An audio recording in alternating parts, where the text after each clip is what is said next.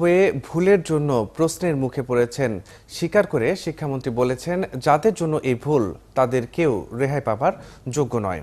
আর পাঠ্য বই নিয়ে হেফাজতের দাবি উড়িয়ে দিয়ে তিনি জানান, দেশ, জাতি, মূল্যবোধ ও মুক্তিযুদ্ধের চেতনা সহ বিভিন্ন বিষয় বিবেচনায় নিয়েই পাঠ্য বইয়ে সংস্কার আনা হয়েছে। শারমিন নীরার প্রতিবেদনে বিস্তারিত।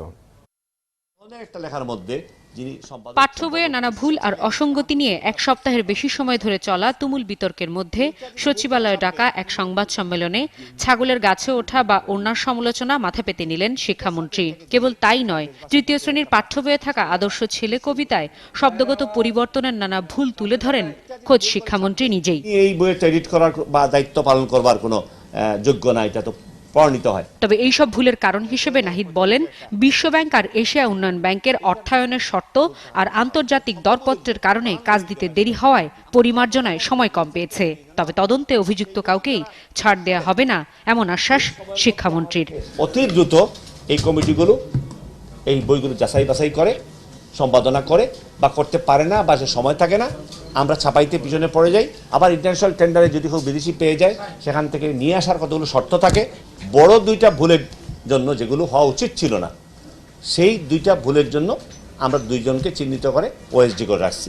আরও কারা কারা আছেন, কার ভুল বা কে বেশি দায়ী, কে কতটুকু দায়ী, সেই অনুসারে ব্যবস্থা নেওয়া হবে। কেবল ভুল নয়, বিনামূল্যে বিতরণ করা এইসব বোর্ড বইয়ে বাদ গেছে 12টি লেখা, যুক্ত হয়েছে 17টি।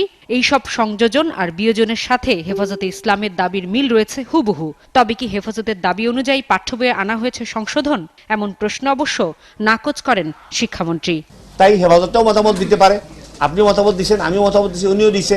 যাদের মুক্তিযুদ্ধ, চিন্তা, চেতনা, শহীদ, এই স্বাধীনতা, এগুলোকে আমরা কখনো কম্প্রোমাইজ করার ইস্যু না, করবো না আমরা। কিন্তু অনেকগুলো বিষয় আছে যেগুলো আমাদের নানাভাবে এটা গ্রহণ করতে হয়। সকলের চিন্তা ভাবনা আমরা নেই, সাজেশন নিয়ে সঠিক থেকে আমরা গ্রহণ করার চেষ্টা করি। শিক্ষা মন্ত্রণালয় আর এনসিটিভি থেকে পৃথক দুটি তদন্ত কমিটি গঠন করা হয়েছে এরই মধ্যে। শিক্ষামন্ত্রী জানান, কমিটির প্রতিবেদন হাতে পাওয়ার পর ভুল সংশোধন সহ অবস্থা বুঝে ব্যবস্থা নেওয়া হবে। এখানে ভুল ত্রুটি থাকতে পারে, শিক্ষক ঠিক করে দিবেন বা যারা দায়ী তারা ঠিক করে দিবেন। শারমিন নীরা, ৭১, ঢাকা।